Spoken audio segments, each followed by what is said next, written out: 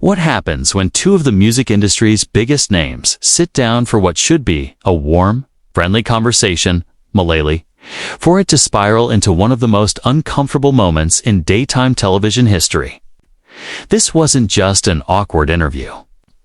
This was a slow-burning clash of perspectives that nobody saw coming. Before we break it all down, make sure you hit that subscribe button and drop a comment below. Because trust me, by the end of this, you're going to have some strong opinions. Kelly Clarkson's talk show has built its reputation on comfort and connection. Celebrities love appearing on the show because Kelly has a rare ability to disarm her guests, making every interview feel less like a press obligation and more like a casual catch-up with an old friend. She's warm, relatable, and genuinely curious. That's why Kylie Minogue's appearance generated nothing but excitement. Fans expected laughter, nostalgia, reflections on an iconic career, and maybe even a surprise performance. What they got instead was something far more tense and far more revealing. The interview began exactly as expected. Kelly welcomed Kylie to the stage with her signature enthusiasm as the audience erupted into applause. Kylie walked out, poised and radiant, smiling easily as she took her seat. The two exchanged compliments, chatted about the moment, and reflected briefly on Kylie's recent projects. Everything felt smooth, polished, and perfectly on script. At least at first. The shift happened when Kelly gently steered the conversation toward Kylie's long and storied career. Leaning forward with interest, Kelly posed a question she framed as curiosity, but that carried decades of industry baggage. She pointed out that while Kylie had reached extraordinary heights in Europe and Australia, she never quite achieved the same level of sustained dominance in the American market. Was it the timing? The music? Something else entirely. At first glance, it sounded like a reasonable question one music journalists have debated for years. But Kylie's reaction told a different story. Her smile didn't disappear, but it changed. It became controlled, measured. Choosing her words carefully, she explained that success means different things to different people. She spoke about longevity, artistic fulfillment, and connecting with millions of fans across the globe. America, she noted, has always been a challenging market for international artists.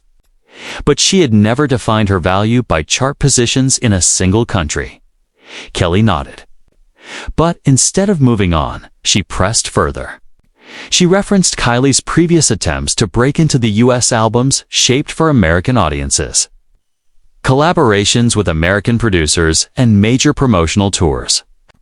Surely, Kelly suggested, the American market mattered to her at some point. Did Kylie ever feel she missed her window, or that the strategy had been wrong? By now, the tension was unmistakable. You could feel it ripple through the audience. Kylie subtly shifted in her seat, sitting straighter, her expression firming. Her response landed with precision. She told Kelly that those assumptions were exactly the problem. She had never felt like she missed anything. Her career, she said, had unfolded exactly as she wanted it. 2 stadium tours, #1 hits, and music that endured. The idea that she should feel incomplete because she didn't dominate American charts wasn't just inaccurate, was insulting. Kelly looked genuinely taken aback. She raised her hands, trying to soften the moment, insisting she meant no offense. She explained that many artists view the American market as the ultimate prize, and she was simply curious about Kylie's perspective. But Kylie wasn't finished. Calm but unwavering, she pushed back. The American market, she said, is not the holy grail for everyone.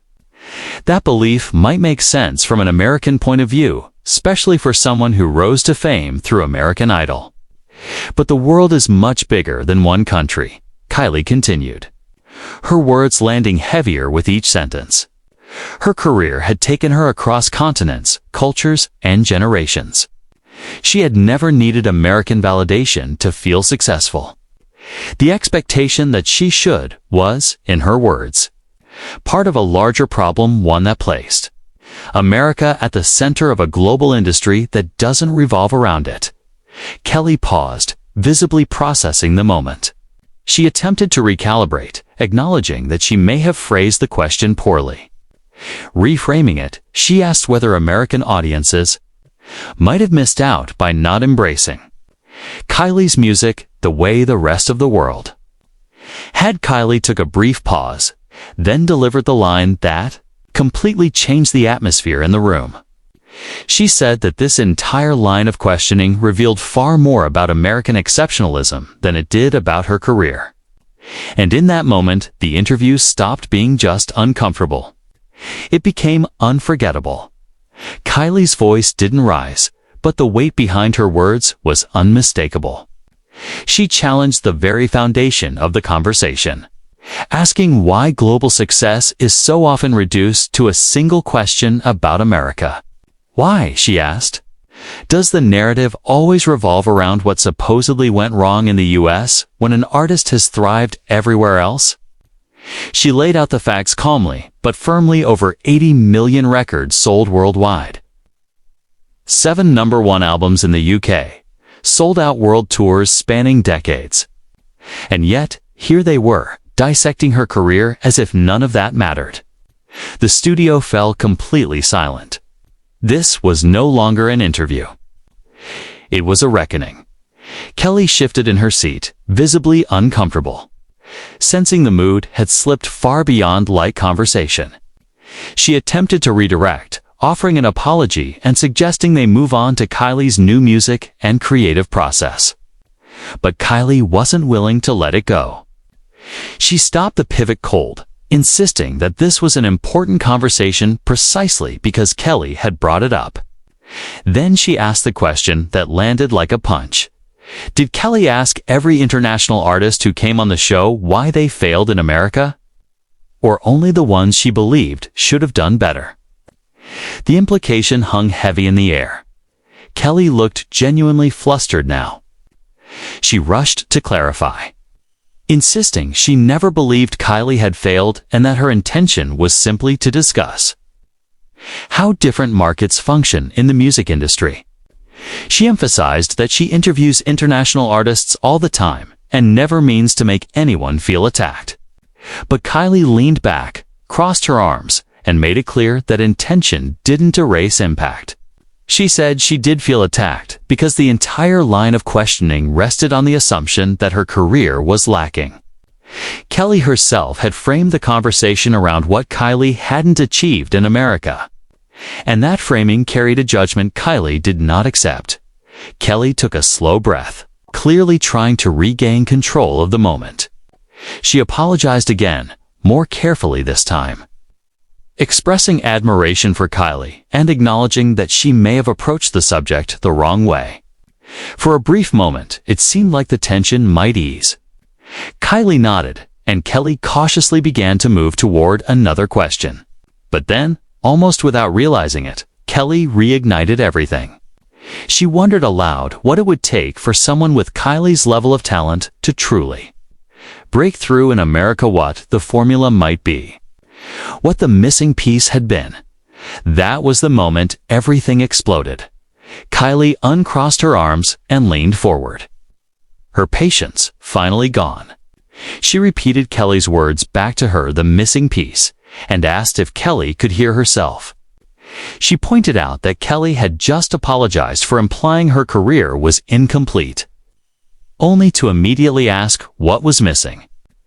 There was nothing missing, Kylie said. The formula Kelly was searching for didn't exist because Kylie had never needed to break through in America. She had already broken through everywhere else, and the suggestion that she hadn't was deeply condescending. Kelly's face flushed as she tried to defend herself, insisting she wasn't being condescending and that she simply found it fascinating how artists connect with different audiences. But Kylie cut through that explanation without hesitation. No, she said that wasn't what Kelly was exploring. What she was really asking, again and again, was why Kylie wasn't good enough for America. Every time the questions circled back, It reinforced the idea that her career was somehow lesser because she didn't achieve the same level of fame in one country as she did across the rest of the world. Kylie's words grew sharper, but never reckless. She told Kelly plainly that this was an incredibly narrow and, frankly, ignorant way to define success in the music industry. The audience shifted uncomfortably in their seats. Some people avoided eye contact. Others stared, transfixed. This was no longer entertainment. It was confrontation unfolding in real time. Kelly looked like she wanted the floor to swallow her, but she tried once more. She assured Kylie that she admired her, that she had always been a fan, that she grew up listening to her music. She insisted the discussion wasn't personal, just an analysis of industry patterns. Kylie shook her head and let out a short, frustrated laugh. That was the problem, she said. It was personal. Because Kelly was sitting on an American talk show, speaking to an American audience. Analyzing Kylie's career entirely through an American lens, wondering aloud why. American success hadn't happened, and with that, the illusion of a friendly daytime interview was completely shattered. Kylie's frustration was no longer hidden.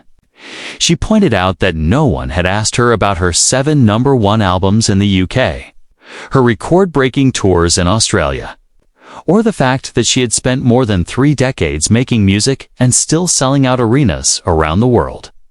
Instead, the conversation kept circling back to what didn't happen in America. That fixation, she said, was exactly why this felt personal.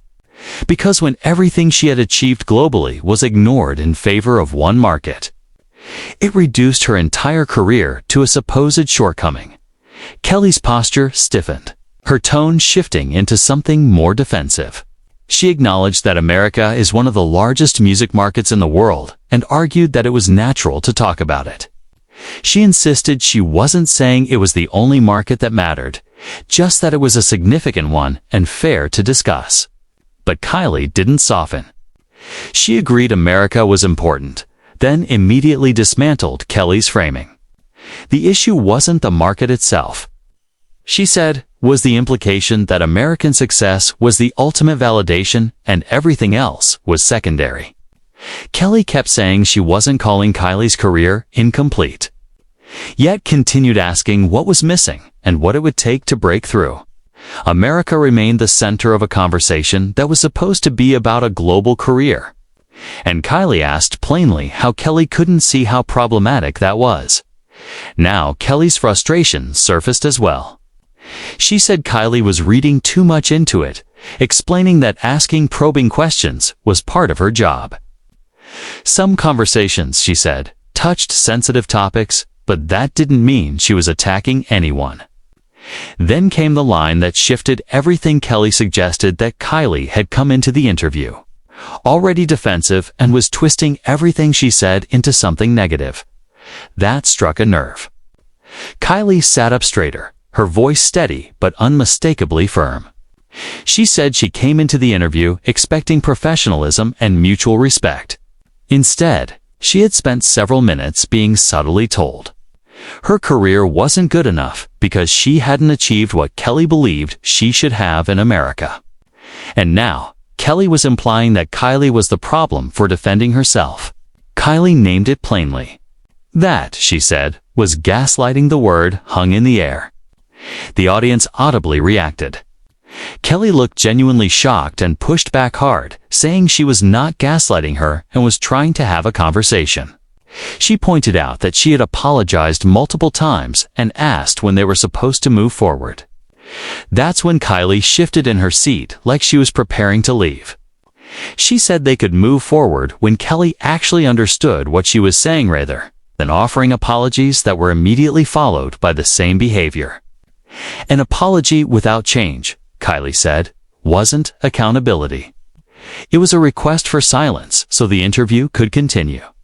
Kelly stood now too, her voice raised. She asked what Kylie wanted from her. Did she want her to say she was wrong? Fine, she was wrong. Did she want an apology? She had already apologized repeatedly. But she refused to sit there and be accused of gaslighting when she was genuinely trying to understand and have a dialogue. This, she said, was not a one-way street. Kylie looked at her for a long moment, then said the sentence that altered the entire trajectory of the interview. She told Kelly she didn't think she was capable of understanding her perspective because she had never lived it. Kelly had won American Idol and built her career inside America. She had never been told her success didn't count because it happened in the wrong places. She had never had to justify her career to people who believed their market was the only one that mattered. And because of that, Kylie said, she didn't think Kelly could truly understand. And she wasn't sure she wanted to continue the conversation. Kelly's mouth fell open. She called that unfair, listing her own struggles in the industry, fighting for respect. Being dismissed, having her talent questioned. Being American and successful, she said, didn't mean she hadn't faced challenges. And to suggest she couldn't possibly understand was dismissive of her own experiences. Kylie responded immediately, clarifying that she wasn't dismissing Kelly's struggles. But this constant measurement against American success was a challenge Kelly had never faced. And that lack of perspective, Kylie said, was clearly shaping how the interview was being conducted. Kelly threw her hands up, asking if she was now forbidden from asking questions about America because she was American. How was she supposed to do her job if she was constantly afraid of offending someone? Kylie's voice dropped, calm and cold. Kelly could ask whatever questions she wanted, and Kylie was equally allowed to answer honestly to call out ignorance when she saw it. And she was allowed to leave when the conversation stopped being productive, which, she said, was exactly what she was about to do. And with that, the illusion of a friendly daytime interview collapsed completely, leaving behind one of the most tense, divisive, and unforgettable moments the show had ever aired. The audience was completely frozen. No whispers, no movement, just stunned silence. Kelly's eyes widened as the reality of the moment hit her. She leaned forward and asked, almost incredulous, if Kylie was actually leaving. This was the middle of an interview, she said. You can't just walk off a show like this. Kylie looked back at her, disbelief and frustration written clearly across her face.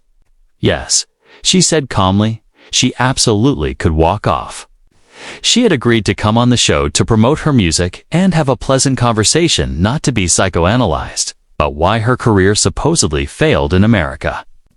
She had given Kelly multiple chances to redirect the conversation, and each time it had been dragged back to the same place. So yes, she was leaving. Asterisk at the edge of the stage, a producer appeared, frantically signaling for damage control, but neither woman paid any attention.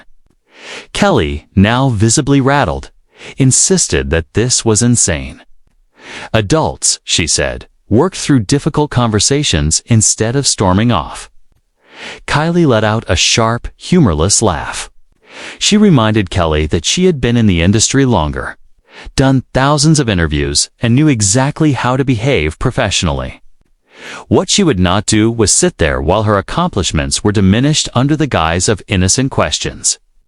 There was nothing innocent about what had been happening, and the fact that Kelly couldn't see that only proved her point. Asterisk Kelly's voice cracked slightly as emotion crept in.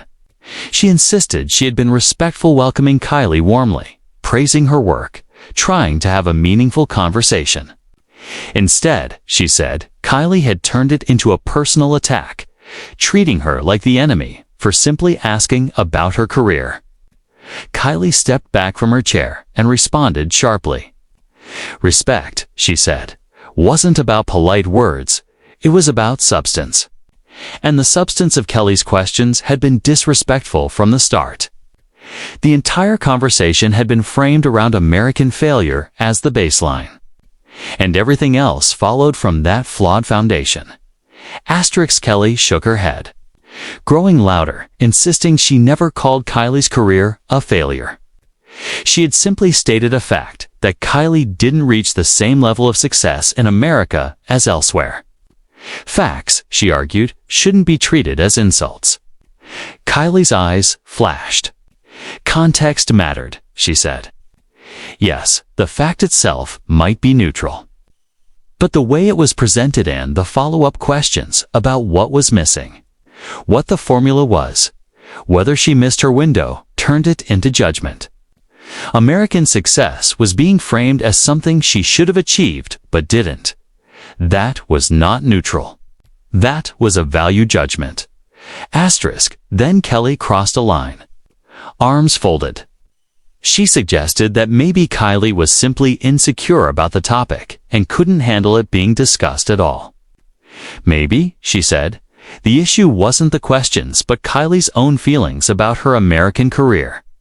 The audience gasped. This was no longer subtext. It was direct. Asterisk, Kylie went completely still. After a long pause, she spoke quietly, deliberately. Kelly had just accused her of being insecure about her career on national television.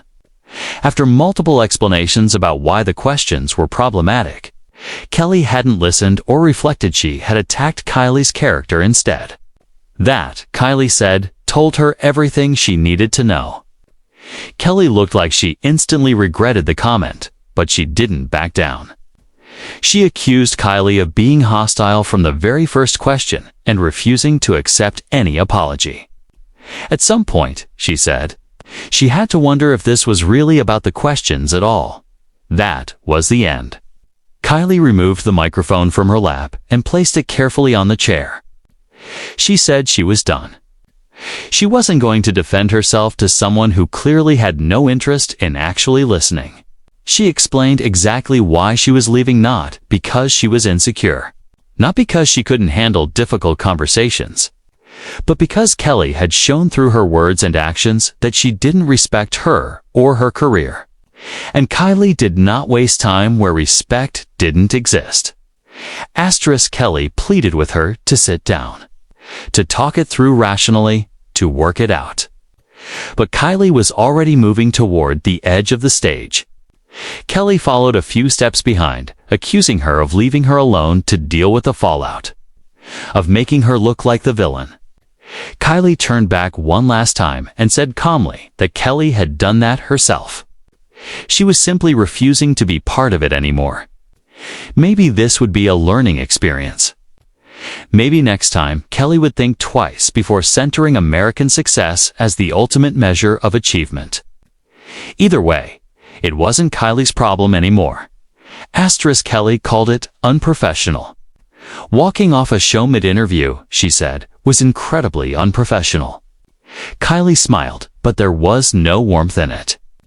What was unprofessional, she replied, was insulting your guest and then acting shocked when they didn't want to stay.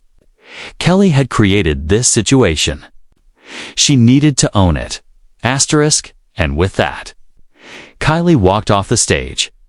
Asterisk, the cameras followed her past the crew, past the producer trying unsuccessfully to stop her, straight toward the exit. Kelly stood alone under the lights, visibly shaken. The audience didn't know whether to clap or stay silent. Most simply sat there, stunned. Kelly finally turned to the crowd and admitted she didn't even know what to say. She apologized, saying this wasn't how things were done on the show, but the audience reactions were split. Some looked sympathetic. Others looked unconvinced. Asterisk, the show went to commercial, but the moment had already escaped the studio. Within minutes, clips were everywhere. Social media exploded. Sides were taken. Think pieces were written. Hot takes flooded timelines. And when people rewatched the interview, the truth became more complicated. Kelly's questions may not have been intentionally cruel, but they clearly diminished global success. Kylie's reactions may have escalated, but they came from a real place. Asterisk, it wasn't a clean villain versus hero moment.